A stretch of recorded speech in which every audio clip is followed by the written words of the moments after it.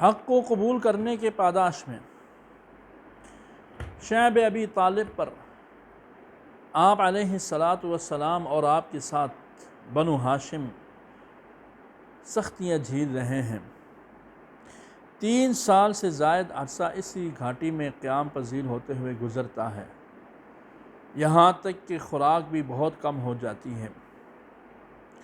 اکثر درختوں کے پتے کھا کر کے سرور دو عالم سردار کائنات گزارا کر رہے ہیں۔ نبوت کے 10ویں سال خود قریش کے بعض زعماء اپنی اس حرکت پر نادم اور شرمندہ ہوتے ہیں۔ ہشام بن عمرو بن حارث العامری، زہیر، مطعم بن عدی، ابو البختری اور زمعہ یہ اس پر بیڑا اٹھاتے ہیں کہ اس ظالمانہ معاہدے کو ختم کیا جائے، ہم اس ظلم کو مزید اپنی آنکھوں ہوتا دیکھ نہیں سکتے۔ صبح جب زہیر بیت اللہ کا طواف کرنے آئے تو کہنے لگے، اے لوگو، یہ کس قدر ظلم ہے کہ ہم فراغت سے کھائیں اور پئیں اور بنی ہاشم ایک گھاٹی میں پڑے رہیں، نہ کھا پی سکیں نہ خرید و فروخت کر سکیں۔ خدا کی قسم، میں اس ترک تعلقات کے معاہدے کو چاک کیے بغیر نہ رہوں گا۔ اسلام کا ازلی ابدی دشمن سفاک اعظم ابو جہل سامنے آ گیا۔ جناب زہیر کو سخت سست کہنے لگا۔ زمعہ نے کہا، اے ابو جہل، تجھ سے زیادہ کاذب کوئی نہیں۔ میں معاہدے کی تحریر کو اس وقت بھی ناپسند کرتا تھا۔ ابو البختری مطعم بھی زہیر کی تائید کرتے ہیں۔ مطعم بن عدی نے اسی وقت معاہدے کو کعبے سے اتار کر چاک کر دیا۔ یہ واقعہ ظاہر ہی نہ ہوا تھا کہ اللہ نے آپ صلی اللہ علیہ وسلم کو سارے واقعات بتلا دیے اور حضور نے حضرت ابو طالب کو ان چیزوں کی خبر کر دی۔ بالآخر حضور اور آپ کے ساتھ بنو ہاشم کے معزز افراد باعزت و احترام اس گھاٹی سے اتر آتے ہیں اور اس مصیبت کا بھی خاتمہ ہو جاتا ہے۔ حضرت عبد المطلب کی وفات کے بعد جناب ابو طالب نے آپ کی پرورش اور آپ کی حمایت کا جو بیڑا اٹھایا تھا، اس سے ایک لمحے کے لیے بھی آپ پیچھے نہ ہٹے۔ اگرچہ قوم نے بڑا پریشان بھی کیا، لیکن آپ حضور کی حمایت میں جاری رہے، یہاں تک کہ بعثت کے 10ویں سال جناب ابو طالب بھی دنیا سے رخصت ہو گئے۔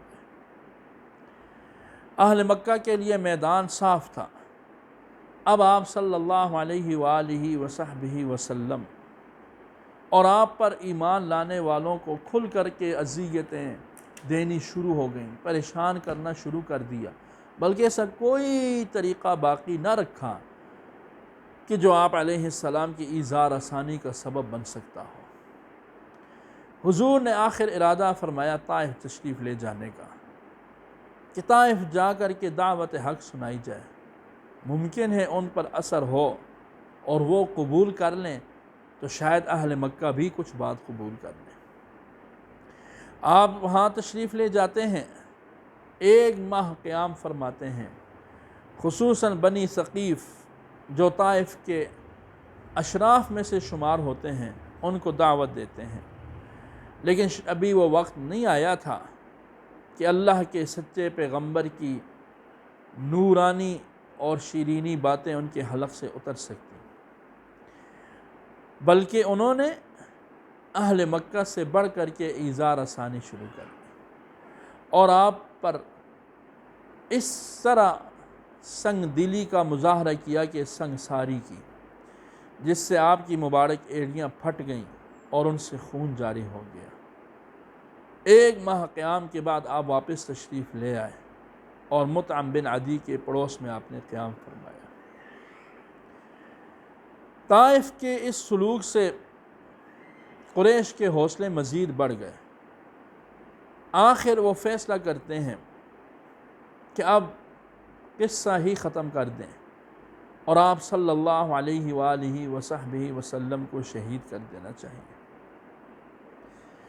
یہ معاملہ صرف مشورے تک نہ رہا، بلکہ برا ہو مذہبی دشمنی کا کہ آپ کا چچا ابو لہب اور ابو جہل، عاص بن ہشام، ولید بن عتبہ وغیرہ، انہوں نے تو زندگی کا نصب العین ہی یہ بنا لیا کہ آئے روز آپ کو تکلیفیں دیں جائیں اور آپ کو تنگ کیا جائے،